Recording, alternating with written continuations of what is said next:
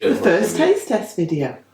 It's 9:30 on a Sunday morning. I'm going to be by 11. Hi, it's Caroline. Welcome back to the channel and the next video. This Sauvignon Blanc is now ready to drink.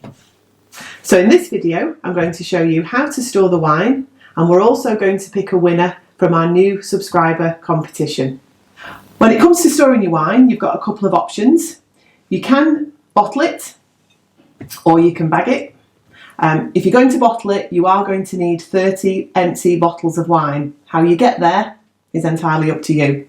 Screw top is a great method. You can cork it using the corker. The bag method is obviously quicker, easier, and it comes in its own storage box. Or you can do what we do, which is what I'm going to show you now. So you can probably hear that we're siphoning the wine into another bucket.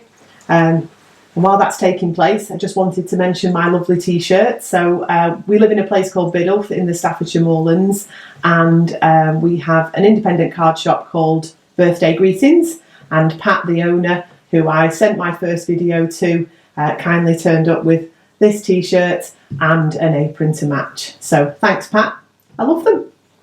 The laziest way to store the wine is to siphon it into a clean fermentation bucket and use a jug. We call it the jug it method. In the morning, big scoop of wine, put it in the fridge after a hard day at work, all chilled and ready to drink. Cheers! Let's pick a competition winner.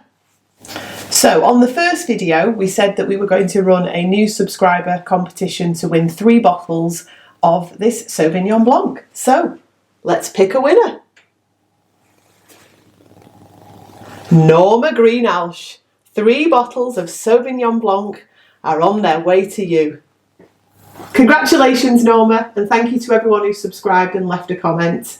On the next video, we'll be tasting the beer and starting a cider. So hopefully we'll see you on the next video. And if you've enjoyed this one, please like, share and subscribe. Cheers!